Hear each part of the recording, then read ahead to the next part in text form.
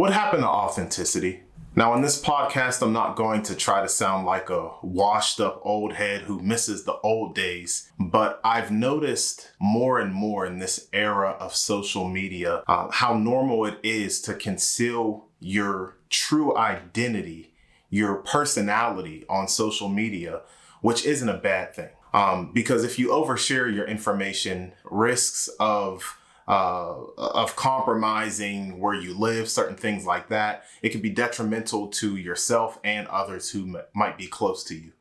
But I've noticed more people leaving the fun out of social media. I'm not talking about oversharing or sharing something that's inappropriate or something that, not spilling your secrets out on social media. I'm talking about leaving the fun out of social media. Everything is hidden behind a character, behind a personality, behind a facade. And I just think about, how did we get to this point? For example, I remember you would scroll down your Instagram feed and see your friends posting things like everyday activities, just eating. Maybe, they went out for Starbucks or a coffee or just, chilling outside, something like that. And even memes. You used to see memes on, scrolling down your feed or whatever from your friends. But in 2024, the fun has been separated from the social media user. Funny or goofy posts have been restricted to a 24-hour Instagram story. It's rare to see your friends or people you follow post memes. Rather, there are meme accounts that's a one-stop shop to see all things funny. But it's different when you see a meme from your friend. And I know this sounds trivial, but just walk with me here. It's your account. And I acknowledge that it's your account and you post what you want. I post what I want and somebody else can post what they want. But what really caused me to do this podcast, it's something that's been on my mind a lot, just how things have been pushed down our throat to be a certain way on social media. But something that really piqued my interest was the concept of a spam account, right? You might have a spam account. And I had an idea of what a spam account is, but for the sake of the podcast and to have the correct terminology, I have the definition here that I just Googled. A spam account are separate accounts wherein a person allows themselves to post anything and everything they want. Things like unglamorous pictures and unflattering videos are usually what you'd find on a spam account. So when I read that about a spam account, I'm like, that's just a normal account. Like, I hate to sound like an old head, but that's what a account is, like a social media account, whether it's Instagram. And in this podcast, I'm going to talk about Instagram a lot because that's my social media platform of choice. So whether it was Instagram or Facebook, even Twitter, not everything is meant to get 1,000 likes or to go viral or whatever. You know what I'm saying? So, there used to be a time where you would see people just post goofy stuff. You post an unflattering picture, post a meme, something that you found funny that you wanted to share with everyone else. But in 2024, you have to put it on a spam account. Because it's spam, right? You think about spam, when people are spamming things, it's like, okay, stop posting. I don't want to see this. But what's the problem? It's your account, right? We just said that like a minute or two ago. It's your account. You can post what you want. But my thought is, why create a spam account to post any and everything you want when you already have an account to post anything and everything you... Why go out of your way to make a separate account to show your real identity? And once again, I want to draw the line between showing your real identity in the sense that you're a sick and twisted individual and you're posting things that most of your friends and family members won't agree with. That's not what I'm talking about. I'm talking about the fun. I'm talking about the fun side of you, not the serious side, not the glamorous side, not the photogenic side. I'm just talking about the real you. So once again, after I read that definition of a spam account, things that met the criteria of a spam account, I came to the conclusion that that's just a normal account. So what changed? What changed over the past, I want to say, let's just say 10 years. No, 12 years. I'm going to go back to 2012 when I graduated high school. Because even then, that's as far back as I'm going to go. Even before 2012, people were posting, fun stuff, whatever they wanted. But I'm just going to go, what changed in the past 12 years to get to the point where, you're what they call the main account is just for show. So what changed? I'm going to blame the rise of things being an aesthetic, a vibe, everything having to be content, being able to see your engagement, and last but not least, the almighty algorithm. You can post your outfit of the day. Remember people used to do hashtag OO outfit TD, OOTD, outfit of the day. So you can post your outfit of the day. You can post your fly fit if you're into that and you like to post your outfits and woo woo woo, all that fun stuff. Cool, right? You can, get a bunch of likes if your outfit is nice, right? But nowadays we have get ready with me's. And as an old head, I'm going to sound like a washed up old head. When I used to see the abbreviation for get ready with me, the GRWM, I thought it meant grown women, because I would see women doing it. So I'm like, oh, okay, this just means grown woman. This is a looking, but then I was seeing, men do it as well. And I'm like, maybe they're just, moving with the trend. Whole time it meant get ready with me. But the concept of the whole get ready with me thing, instead of posting your outfit with a get ready with me, you can watch someone in video form put on their clothes one by one. Okay, whatever, but it's popular. It's something that the algorithm pushes. So, we're going to talk about the algorithm a little bit later, but I think it's stupid, but at the same time, it's something that people like. So it's something that gets pushed onto other people. Okay, so we have the get ready with me. Then you have the idea of being a lifestyle content creator, where users watch someone do everyday tasks, such as waking up, eating breakfast, getting in and out of their car, working out, buying groceries, praying.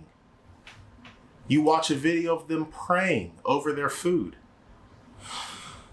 The one thing that they don't show in these lifestyle content creator reels, TikToks, they don't show them setting up the tripod. They don't show them how many takes it took for them to get in and out of the bed and fake like they were tired just to bring you content.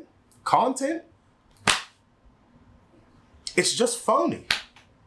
It's just phony, and I'm gonna go off my little script for a second, but what compels you to get out of bed? Well, first of all, set a phone up, a tripod up, a camera up, whatever you use to film your content, and you get out of bed multiple times. You gotta get out of bed, act all tired, whatever, do something fake. I'm not even going to go there. Do some fake stuff. Try to look cute while you get out of bed or whatever you do. And then you go check your phone. Stop. Let me look at it. No, this one wasn't good enough. Let me get back in bed. Let me fix the covers to make it look right. It's all for show. Come on. How do you film yourself parking a car and it's just you? Because check this out. My wife, I am so happy that I have a supportive wife, because sometimes she'll film me walking or something, or I'll film her walking. You know what I'm saying? And it's just organic. But one thing I haven't been able to do is just film, set up a camera when I'm by myself and film myself walking, and then walk back to the camera, pick it up and look at the footage and make sure that my walking was good enough to post on social media. No, I'm not doing it. So let me get back to the script. But this is the thing. I'm feeling passionate about it. I'm saying that I'm not doing it, but this is the thing that's normal It has been normalized amongst people to do this in the name of content, in the norm of a lifestyle content creator, in the name of being an influencer, man. And I want to make it clear that being an influencer of sorts is not a bad thing. I do not think this isn't an influencer bash podcast. That's not what this is, because I think the concept of being an influencer is pretty awesome because, okay, if you have a level of influence or personality or so on and so forth, and other brands want to use your likeness, they want to use your reach to sell things, to promote things, I think that's awesome. And I would love to get to that point myself where I can get, where I can monetize off of what I do on social media, what I do on YouTube. By the way, subscribe to the Cool Hand Podcast Patreon. I'm going to throw that in there. I'm not bashing influencers. I'm bashing the culture that it has created. I'm bashing the culture that it's created. And the thing is, it has the biggest effect on the youth. Now, of course, these things infiltrate the old heads, like myself. I'm 30.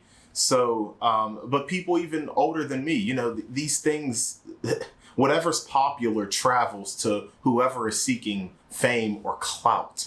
The allure of being an influencer, the draw of being an influencer has had a parasitic effect on people, So I was recently watching a video on parasites, and some parasites, they can affect the behavior of their host. You can watch a video on YouTube or look it up, but some parasites will enter the body and do whatever parasites do. That's not for me to explain or break down to you, where they control the functions and thinking of their host.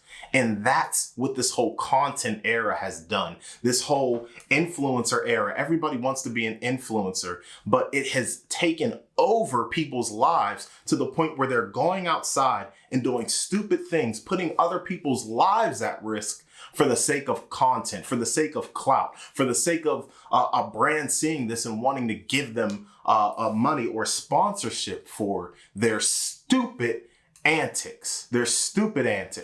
So because specific styles are so popular, it causes others to conform to a style out of curiosity or even necessity. And we're going to get to the necessity part a little bit later. And that in this podcast is going to apply to content creators. So this results in a sort of hive mindset to stick to some sort of code of content. Code of content is I coined that. I'm claiming that code of content. And I think this hive mindset, this whole code of content has to do with the almighty algorithm. Now from socialsprout.com, social media platforms employ sophisticated algorithms as intelligent guides, carefully sorting and matching content to audiences with similar preferences. So signals and important factors social algorithms consider is user engagement, relevance, timing and frequency, recency, user interactions, profile authority, location, content type, virality, which is a big one, watch time, which is a good one as well. And this applies to somebody who does YouTube like myself. Like the algorithm will push things that people have proven to watch longer. Okay, so when I looked up these things about algorithms, it just made me think how people will say, let's just take YouTube, for example. They'll say in their video, like and subscribe, share, comment, subscribe. All of these things are for engagement, because that's what this sophisticated algorithm, this technology looks at, to push things to people, to put in front of people who may be interested in it. So a big thing is engagement. That's something that you can see even on like Instagram, which I use and am going to refer to a lot in this episode. So and with these things, because we are aware of how an algorithm works on social media, we have people who say, hey, please like, share, and subscribe. On social media, you'll even see people sometimes saying, hey, please share this post, or like, comment, share, and save. You have a save feature on Instagram. And this is the issue. This is the issue that I have with that. Because you want to be seen, you are asking people to save a post. Now, I'm not saving nothing that I don't want to save. I'm going to refer to myself for a second. Usually the things that I save on Instagram, it's either a meme, something very funny. It's either a recipe post or it's a workout post because I do like to exercise. But why would I save something at someone's request when I don't want to? But people absolutely do these things out of the desire to have their content seen by a bigger audience, which I understand. I would like my content to be, more available to a bigger audience. But at the end of the day, people like what they like, and you can't force people to do certain things. And I'm going to stick with, use myself as an example again on YouTube. Even the biggest YouTubers will say, hey, be sure to like and subscribe or whatever. And for somebody like me, I don't think about liking a video, I don't. So I think that's beneficial to hit the like button because they'll say it helps spread the video. Cool, I can do that. And I'll like a picture on Instagram. I'll like your video. I might even repost it on my Instagram story, but I'm not going to save anything that I don't want to, you know what I'm saying? So that's just my little rant there. And so I'm not against, to put a cap on this little portion of my of the podcast, I'm not mad at people saying, like, share, subscribe, but I don't agree with certain things, such as, saving a post. Like, I'm not going to save a post, you know what I mean? But that's all for engagement. And from socialsprout.com, engagement matters. And I quote, engagement matters. The more likely Instagram thinks a user is to actually interact with a post, the higher that post will be ranked. All right. So there's many factors that contribute to what is deemed as popular or trendy. And then there's the pros and cons to the whole algorithm thing. We said a few minutes earlier that it helps you filter through posts and content for the user to push what they like back to them. And this is a whole nother conversation, but these algorithms help the company push what you like back onto you so you can stay on their platform longer. Okay. I also mentioned earlier how some conform to certain things, certain trends, certain things that the algorithm pushes out of necessity. And that has to do with content creators. I believe it was Jaden, aka The Trill Dawn. You could see that episode. He is a photographer and videographer out of Atlanta, Georgia. We sat down in the month of December.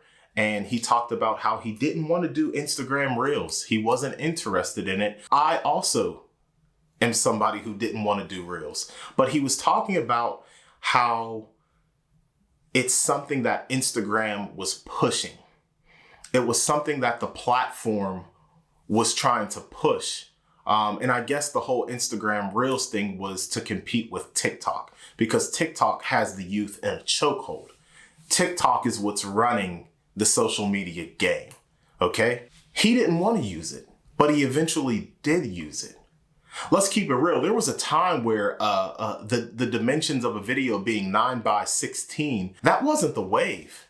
Because for the longest time, it was like you wanted to see something like a movie, like when you saw the landscape photos, when you saw the landscape videos, especially, that's what was pushed.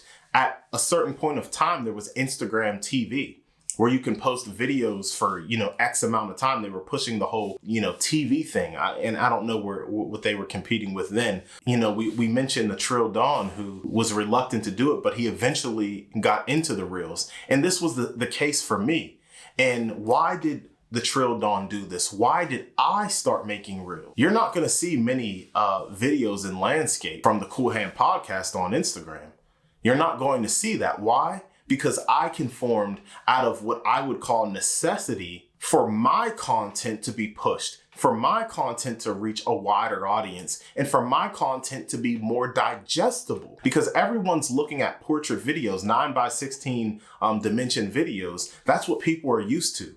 So if everybody's consuming 9:16 dimension videos, that's what you're going to do. You're going to go with the grain. Now, you can go against the grain at your own will, which is fine, I have nothing against that. And that's something that I want to talk about too. You can move at your own beat. And I spoke on this before about musicians. You can move at your own beat, but you may not see the results that you desire. You may not see the results that you desire if you move at your own beat. And I'm not, I'm wearing what I'm wearing for a reason. This is a $20 Yeezy hoodie. I'm wearing my $20 Yeezy pods, and I feel empowered wearing my Yeezy because that's somebody who moves at his own beat.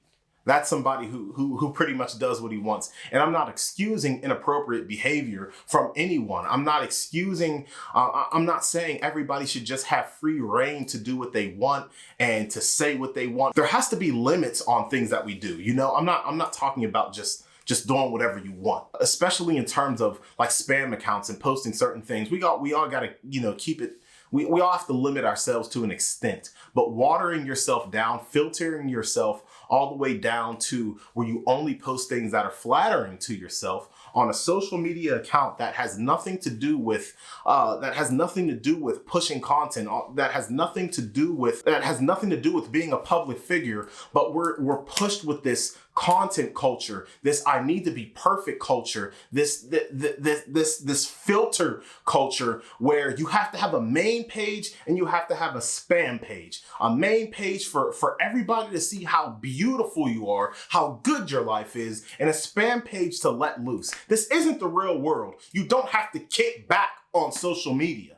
You don't have to kick your feet up on the spam account and then put on a front for everybody else. It is what it is. Just be yourself. Just have fun. Laugh a little. What happened to laughing? What happened to having fun?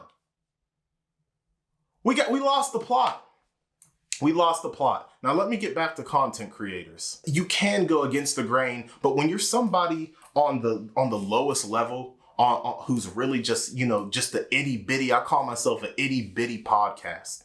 When you're somebody who's so little, and I'm gonna keep it real. I don't think I could make a change. I don't think somebody so small can make a change in terms of how content should be consumed.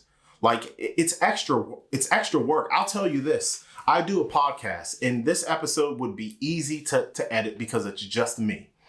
But I'll do podcasts with a guest where there's two or three people total, sometimes 4 people total. And creating a reel when you have a video that's shot in landscape mode on a camera, and then you're restricted to making a 9:16 reel. When the camera switches, I'm gonna tell y'all this from experience. It takes so long for me to make a reel when there's more than one person on the podcast. Oh my gosh, it's annoying because we have multiple cameras. If I'm talking and then somebody else is talking over here, and on a regular landscape video, that would be easy. I don't have to make any changes because we're all in the frame. Now, because it's this landscape thing and it's close up on me, or just capturing from here to here, and somebody else is talking, I'm going to have to do a whole lot more to have the camera go back on them and then back on me for a reel. It's a lot of work, but that's all the work. It's like, at what cost are you going to have your things be acceptable and digestible to the masses? I do these things out of necessity, or that I feel is necessity, because what is going to be most consumable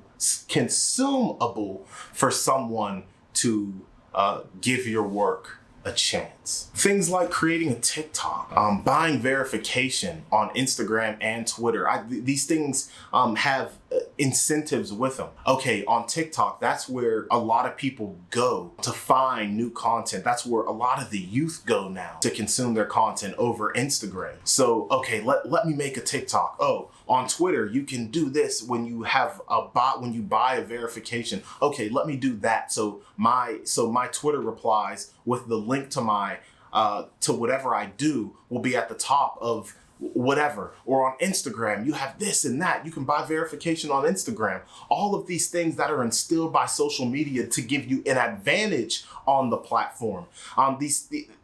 You may want to do it, but you push yourself. You may not want to do it, but you push yourself to do it for the sake of content.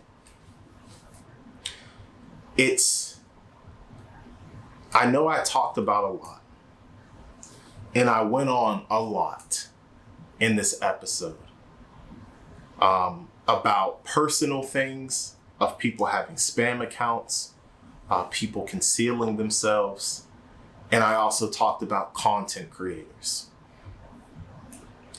But I just want to get back to the fundamentals of this episode in social media. It is okay to be imperfect. We are all imperfect. It's okay to have fun. And as I think about this, it sounds so stupid because I'm talking about social media. And it's like, why are you getting so up in arms about social media? It's because the effect social media has on people it can be good and it can be bad. And I feel like social media these days has more of a negative effect on people's self-esteem, on people's image. I think it has more of a negative effect than a positive effect, because everywhere you turn, you're seeing such beauty. You're seeing people at their highest point. And this isn't something that's new. You see people at their highest highs, but you don't see them at their lowest lows. They're not taking pictures at their lowest lows.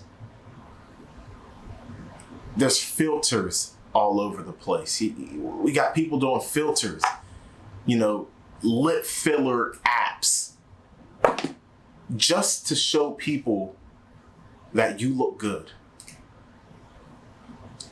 You have people. I did a live episode about fashion, and I did it in a general sense of how certain trends repeat themselves, and how it's not cool to bash other trends. And I didn't say this about. I wasn't saying this about one person or another. It was more of something that was being pushed, that I was seeing on social media, where you're pushing a certain mindset on people, where this thing is good and the other thing is bad. The thing that's not popular is good, but the thing that we're dissing is bad, when there's nothing wrong with either or.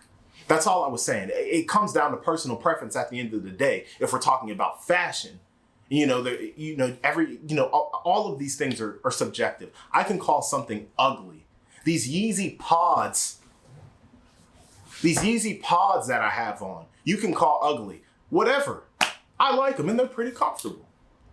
But I hate when the mindset is that one thing is good and the other thing is bad, when in reality, nothing's wrong with either.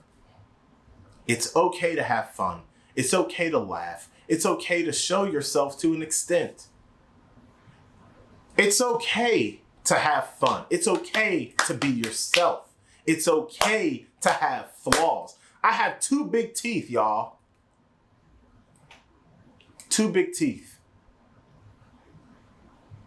You're going to see them in every picture. That's something Photoshop can't change. But it's okay to be yourself. Cool Hand Podcast, something you got to deal with. I'm out. Easy.